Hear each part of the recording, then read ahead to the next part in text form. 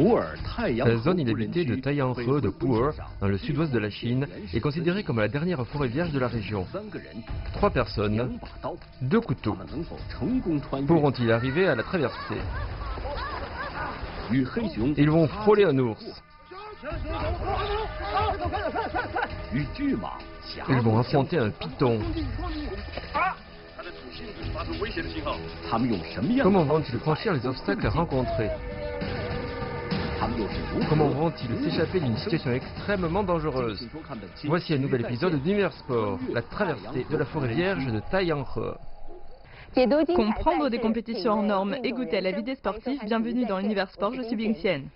Un instructeur de survie en milieu sauvage, un journaliste sportif et une amatrice de sport de plein air se sont associés pour former une petite équipe décidée à traverser les forêts vierges. Sans carte, ni nourriture, ni eau, ils vont arpenter la zone inhabitée de Pu'er, dans la province du Yunnan. Ils vont tomber sur des animaux dangereux, comme un python ou un ours. Mais comment vont-ils s'échapper de ces dangers? Notre journaliste sportif Wang Xingming est allé filmer ce périple. Le parc national de Taiyanghe appartient à la municipalité de Pu'er dans la province du Yunnan. Sa superficie est de 216 km², dont 92% est recouverte par la forêt. Cette dernière abrite quelques 2104 espèces végétales et 812 espèces d'animaux sauvages. Wang Jianghua, instructeur de survie en milieu sauvage, est le chef d'équipe. Il emmène notre journaliste Wang Xingming traverser la zone centrale protégée du parc forestier de Taiyanghe, qui est le cœur de la forêt vierge. Parmi eux se trouve également une grande amatrice de sport de plein air, qui a participé à la marche de l'ancienne route du thé et des chevaux de 108 km. Elle s'appelle Lu Yuman.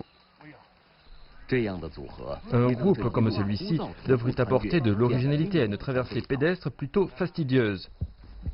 Ils n'ont avec eux qu'un simple kit de survie en milieu sauvage, mais ni nourriture, ni aide extérieure et aucun outil de nouvelle technologie. Ils vont ainsi devoir traverser la zone inhabitée de Taiyanghe, mais le plus dangereux est qu'ils ont choisi de parcourir la zone la plus dangereuse, à l'écosystème le plus complexe et dans laquelle il y a le plus d'activités de gros animaux sauvages de cette forêt vierge. Alors que même leur guide ne peut assurer leur sécurité à 100% dans un tel milieu, nos 3 âmes braves ont déjà commencé leur périple.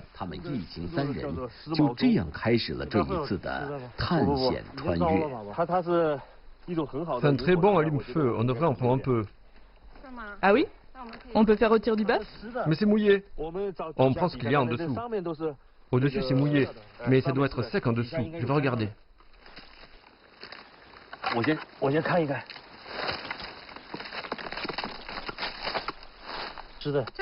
On peut l'allumer même si c'est mouillé?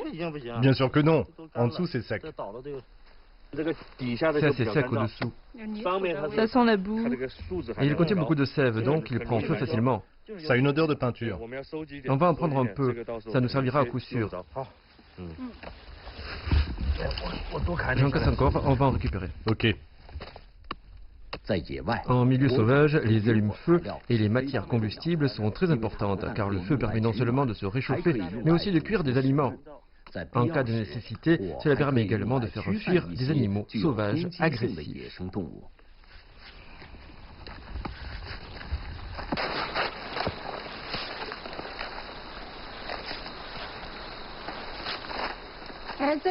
Ici, il y a un champignon. On le retirera? C'est un champignon comestible, monsieur Huang? Je ne suis pas sûr à 100%, mais je peux t'affirmer qu'il ne vaut mieux pas le manger. Déjà, regarde, sa couleur n'est pas normale. Ensuite, ses lamelles sont assez profondes et nombreuses. Ce sont des caractéristiques des champignons vénéneux. C'est rare de voir des champignons si colorés. C'est typique des champignons vénéneux. Quand on n'est pas sûr d'un champignon, il ne faut pas prendre le risque de le manger. Cet arbre s'appelle armoise chinoise. Je vais lui couper quelques morceaux d'écorce. C'est aussi un allume-feu? Je vais en couper. On ne l'utilise pas comme allume-feu. Tu verras à quoi ça sert. Comme médicament sinon?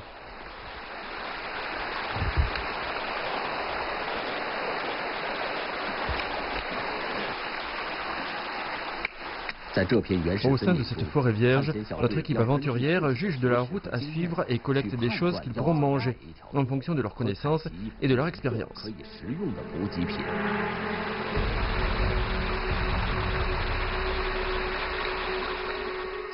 Mais à ce moment-là, le petit groupe ignore qu'il se rapproche silencieusement d'un danger mortel. Un ours. C'est pas vrai! Il y a un ours. Courons. Vite, vite, vite, vite. Allez, allez. Laisse le sac. Laisse le sac. Laisse-le, allez vite. Ne criez pas. Ne criez pas. C'est effroyable. Je ne savais pas. Ils ont vu depuis la caméra, on ne voyait rien. Ils ont vu qu'il y avait un ours.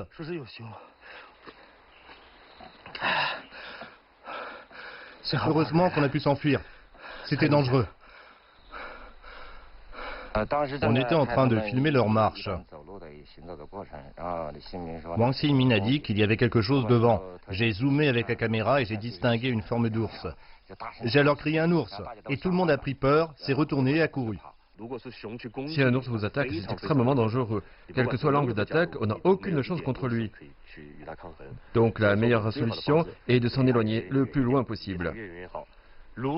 Si jamais on se retrouve à son contact, la seule chose qu'il reste à faire est de se coucher, visage au sol, les mains sur la nuque, et de faire le mort en essayant de protéger son ventre.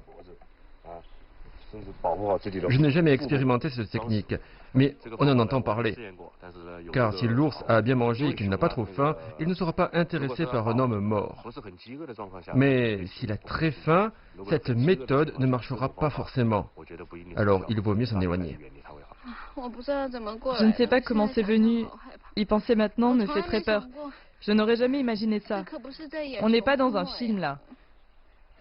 De toute manière, je ne sais pas comment on s'en est sorti. J'y ai laissé mon sac, ma béquille. Je suis même tombée en me tordant la cheville. Je ne sais pas qui m'a tiré pour courir. Quand j'y pense, si j'avais été mangée par l'ours, mon voyage dans cette zone inhabitée serait terminé.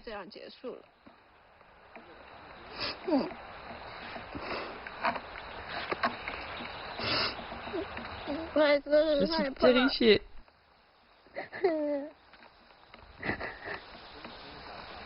Je ne veux plus y retourner. Même si l'équipe s'était préparée à rencontrer des ours avant de traverser la zone inhabitée, quand ils se sont vraiment retrouvés face à un ours brun, tout le monde a tout oublié. L'action précède la réflexion, la seule chose qu'ils avaient à faire était de courir. Ils ont finalement pu s'en dépêtrer, mais encore sous le choc, ils vont de nouveau tomber sur un os. Cette fois-ci, il s'agit d'un gros python de 4 mètres de long environ. On se prépare, passe derrière moi. Ok, je passe par derrière. J'attrape sa tête, tu attraperas sa queue. Il t'attaque. Oui, il attaque.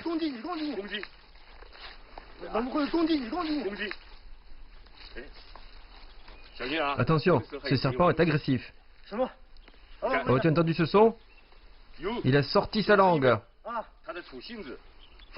Il émet un signal de menace. Il sent qu'on le menace. Et il nous menace également.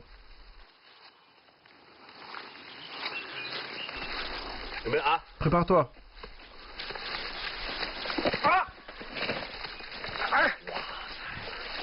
Regarde. Ne te fais pas mordre. Il a des crochets? Oui.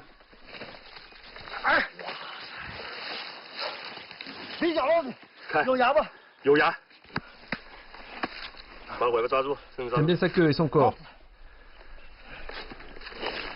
Oui, tu lui fais rien. Ça doit être un animal protégé.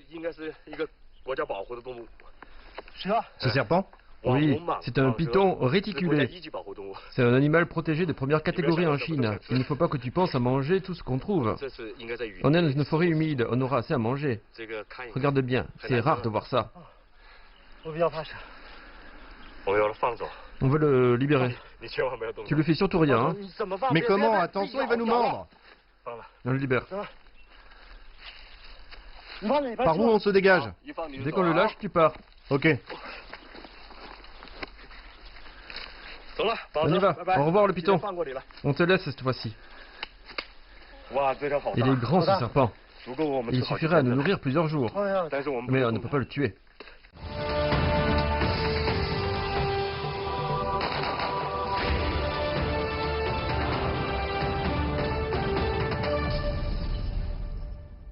Dans une forêt vierge aussi grande que celle-ci, on ne peut pas se contenter de manger quelques fruits sauvages pour récupérer des forces.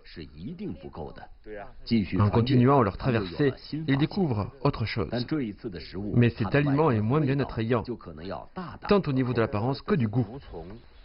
Ces fentes ont été faites par des chenilles. Ce sont des vers qui se développent dans le bambou. Ils sont délicieux et riches en protéines. Ça se mange? Oui. Bon, voilà comment on fait la distinction. Voyez, ce bambou a de longues sections. Oui. Ici, les sections sont beaucoup plus courtes. Plus elles sont courtes, plus il y a de ces vers. Je vais en couper une pour voir.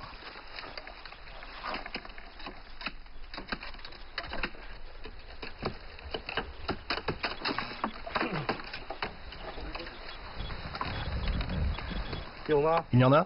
Oui. Regardez.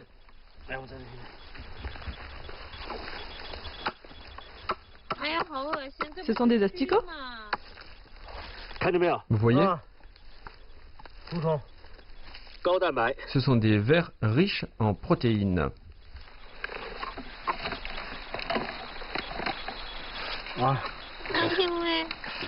Il ne faut pas les gaspiller. Ça mord? Non. C'est dégoûtant. Humain, il faut que tu goûtes. Non, j'ai pas envie. C'est pas ça, ils sortent du bambou, ils sont tout blancs et charnus, pleins de protéines. Ah, je veux pas. Je trouve qu'on a beaucoup de chance de trouver ces vers de bambou. Dans ce milieu et ces circonstances, c'est un très bon aliment pour nous, riche en protéines, qui peut nous permettre de reprendre nos forces. Au début, Humain ne voulait pas en manger. En fait, l'apparence est repoussante, mais si on réfléchit, c'est très propre. Vraiment, c'est bon. Ça a quel goût? La tête est sale, non? Tout se mange. On dirait vraiment un asticot. Ça se mange directement, c'est pas mauvais. C'est un bon produit. Il faut que tu donnes envie à Humain. C'est pas mauvais, n'est-ce pas? On a de la chance d'être tombé sur cet aliment riche en protéines. Le truc, c'est que ça bouge.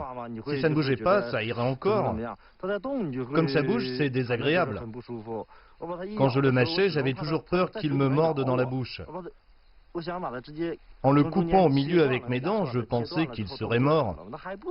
Mais non, il bougeait encore. J'avais toujours peur qu'il me morde. Au niveau du goût, il n'y a rien de bizarre, pas de saveur puante ou d'excréments, rien de tout ça. Au goût, ce n'est pas immangeable, vraiment. Ça n'a pas de goût. Je vous les laisse, hein. Ça n'a pas de goût particulier. C'est rien, on en a mangé tous les deux, on ne te ment pas. Mâche et avale. C'est pas mauvais. C'est rempli de protéines, il n'y a pas de problème. C'est dégoûtant. Je ne veux même pas y repenser. Rien que d'y penser, ça me dégoûte. La zone inhabitée de Taillanre possède un excellent environnement naturel et une riche source d'eau de qualité et offre de bons produits nutritionnels. L'écorce de l'arbre ramassée tout à l'heure va peut-être être utile. Il y a sûrement des petits poissons dans ce genre de milieu. On doit sûrement pouvoir en trouver. On va pouvoir manger du poisson ce soir? On va attraper du poisson? Oui, même si ça demande du travail, on devrait essayer. D'abord, on va faire un barrage de boue et de pierres pour arrêter l'eau. En barrant l'eau, on aura du poisson? Oui. Super. Bon, il ne faut pas que tu ailles pieds nus. Mets tes chaussures. Parce que là-bas... Tu vas te couper les pieds. Oui. C'est lourd.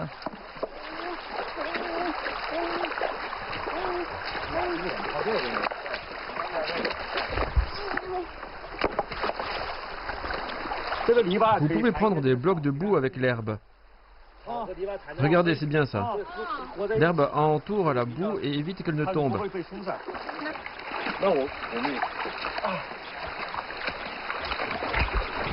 Ça a l'air bon. L'eau ne passe plus. Bien. Allons donc. Maintenant, je peux attraper des poissons? Non, c'est encore difficile d'en attraper à ce stade. Vous vous souvenez de l'écorce qu'on a ramassée? Allons la prendre dans le sac. À quoi ça sert? Le liquide de cette écorce a un effet anesthésiant sur le poisson. Pour rendre le poisson ivre? Pour que le poisson saute dans les vapes et qu'on puisse le repérer facilement. On va prendre l'écorce et la taper avec une pierre pour que le liquide sorte et se mélange à l'eau.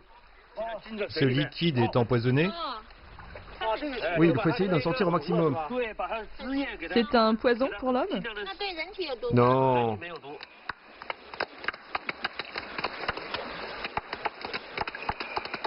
On le met directement dans l'eau? Oui.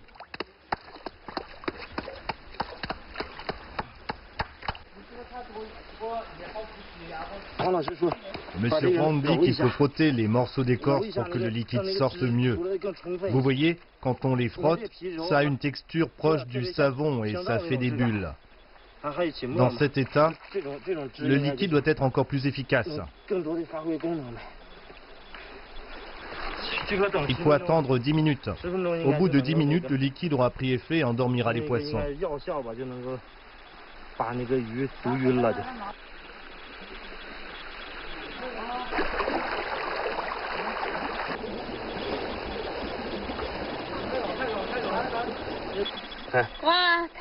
C'est trop fort. C'est un poisson à queue rouge. Oui. Il s'appelle comme ça? On n'a qu'à l'appeler comme ça, ou petite queue rouge. On doit pouvoir le manger cru. Et il n'a quasiment pas d'arête, on dirait. Oui, et il est étourdi, il ne bouge quasiment plus dans le pot. Le jour commence à s'assombrir, mais notre équipe de tournage n'a pas encore réussi à sortir de la zone inhabitée. Ils doivent donc monter leur camp avant la tombée de la nuit. Pourront-ils passer la nuit en sécurité? Voyons la suite de leur aventure en images. En fin de journée, avant l'arrivée de la nuit, l'équipe a trouvé ce lieu plutôt plat et proche de la source d'eau. Maintenant, ils se sont répartis les tâches. Une partie monte la cabane pour dormir, pendant que l'autre cherche des branches pour faire du feu. Mais dans un milieu au climat tropical, la plupart des branches sont mouillées.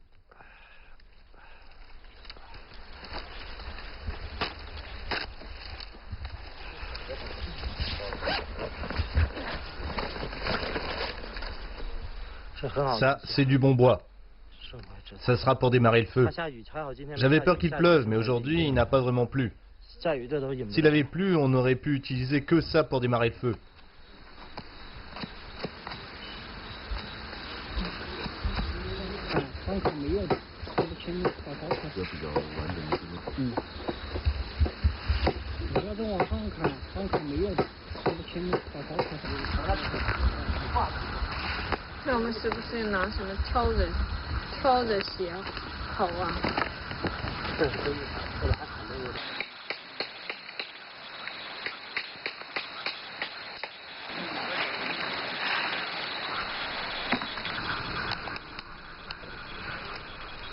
On a les pieds blanchis à force de tremper dans l'eau, c'est désagréable. Avec le feu, ça va aller. J'ai les pieds tout ramollis avec des plis. Comme ils ont marché dans l'eau avec les chaussures pour pêcher et qu'ils ont marché longtemps les chaussures mouillées dans la zone inhabitée, c'est comme s'ils avaient passé tout ce temps les pieds dans l'eau. S'ils continuent à marcher comme ça plusieurs jours dans la zone inhabitée, ce sera dangereux pour eux.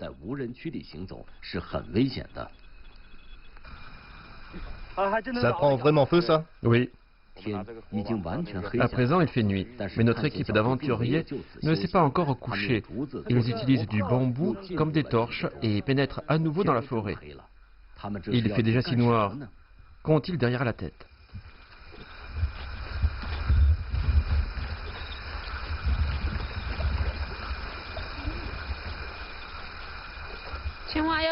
Il faut aller au bord de l'eau pour attraper des grenouilles? On est déjà au bord de l'eau depuis tout à l'heure.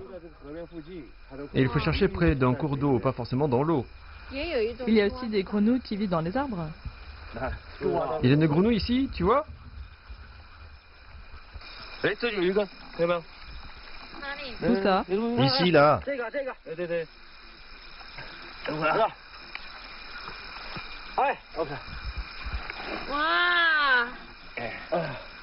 Même si elle est petite, c'est toujours ça de prix.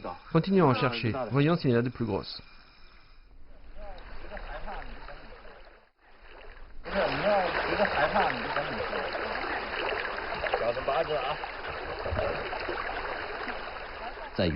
Dans une forêt vierge tropicale, on traverse forcément des cours d'eau. Le premier jour, ils ont passé une grande partie de la journée à marcher les pieds mouillés. Ils n'ont pu les faire sécher qu'au soir avec le feu. Mais aujourd'hui, il faut de nouveau traverser les cours d'eau.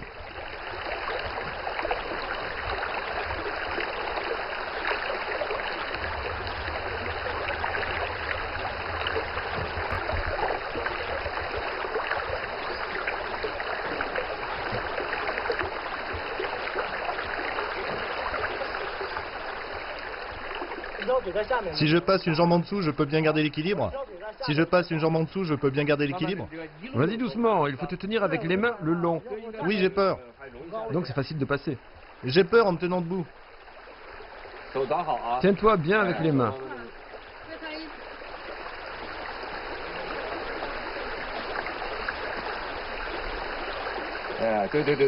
Oui. Tu passes la tête au-dessous en contrôle avec les mains. Tu peux mettre les mains au-dessus aussi. Oui, c'est ça. Et la traversée se poursuit. Notre équipe d'aventuriers va rencontrer un nouvel obstacle. Il n'y a plus de chemin, mais seulement un petit ravin devant eux. Huang, habitué des traversées sauvages, cherche à nouveau les outils nécessaires dans le milieu. Mais cette fois-ci, notre aventurière ne semble pas convaincue par cet outil.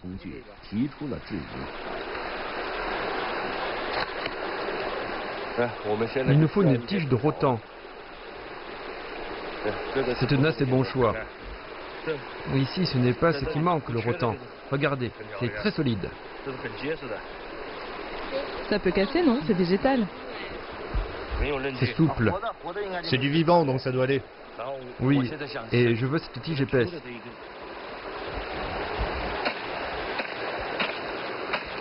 Vous voyez, ça ne se coupe pas facilement.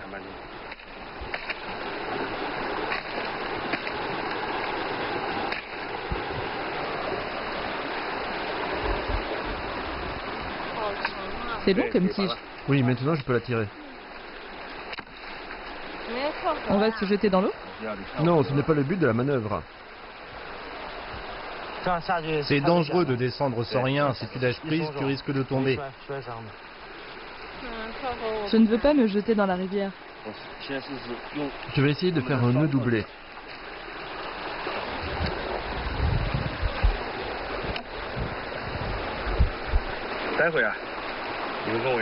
D'abord, tu fais passer la corde autour de ta taille. Ensuite, tu fais passer la tige autour de la cuisse. La main gauche tient la partie supérieure de la tige et la main droite tient la partie inférieure de la tige derrière la taille. Et on descend lentement. Quand c'est trop tendu, on détend la tige comme ça. Ok. Ok. C'est un peu comme avec un mousqueton, non? Mais avec un mousqueton, c'est mieux. C'est plus solide et plus pratique. Avec ça, il faut bien contrôler avec les mains. Il faut bien poser le pied complètement et garder... Oui, je sais. Il faut garder l'appui contre la paroi de la falaise.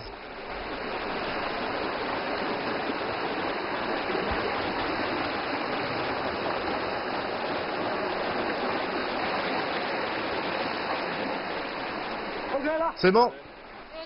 Il faut vraiment descendre ou je n'ose pas le faire. N'aie pas peur, viens. Tu as vu qu'il a bien réussi. Et si la tige casse? Je reste ici pour surveiller. Il vient de l'essayer, elle est solide cette tige.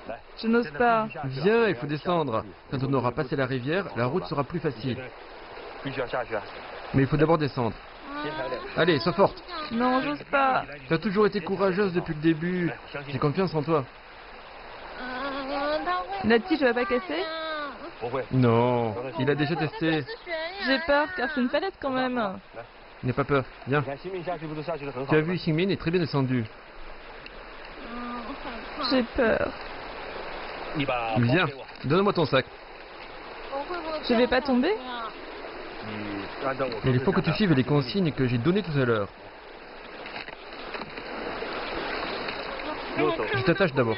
Si je ne vois pas derrière moi, je risque de chuter. Ne regarde pas, tu gardes la tête baissée. Ta main gauche peut contrôler la glissée de la tige. La main droite doit tenir assez fermement la tige. Tu ne risques plus de tomber comme ça, d'accord? Tu prends ça. Quand tu veux descendre, tu relâches légèrement la main droite. Oui, oui, oui. Tu le relâches et tu descends en même temps. Ne relâche surtout pas la main droite. C'est laquelle la main droite? Tu connais plus la droite et la gauche maintenant? Je te protège en dessous, ne t'inquiète pas. Je ne peux pas regarder derrière moi. Si je le fais, j'ai encore plus peur. Regarde devant, il n'y a pas de problème. Oui, regarde pas derrière toi, ne regarde que tes pieds. Mais sinon, je ne vois pas le chemin. Tu trouves un point d'appui pour ton pied sur la paroi. Tu ne t'occupes pas de derrière toi. T'inquiète pas, je te protège en dessous. Je n'arrive plus à poser mes pieds au sol. Ne relâche pas ta main droite. Il faut pas relâcher la main droite.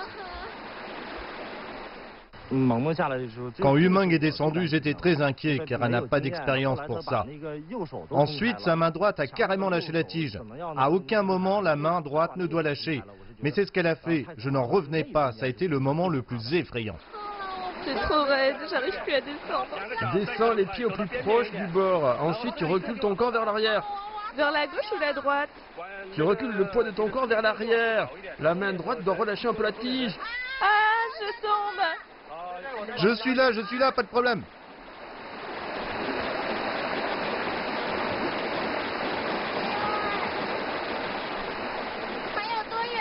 C'est encore loin? Juste ici, je peux t'atteindre déjà.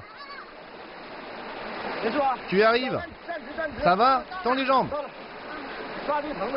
Je suis arrivée. Tiens-toi aux tiges au sol. La tige est fine. J'ai eu peur parce qu'après le passage d'une personne, Monsieur Hong et moi, nous devions encore nous en servir. J'étais complètement perdue parce que c'était la première fois que je faisais une telle descente.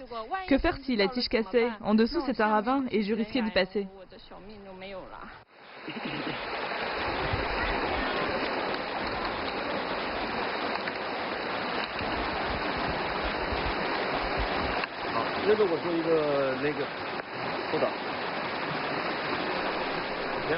Bien, tu vois, Humain, ici on peut se mettre bien arrière.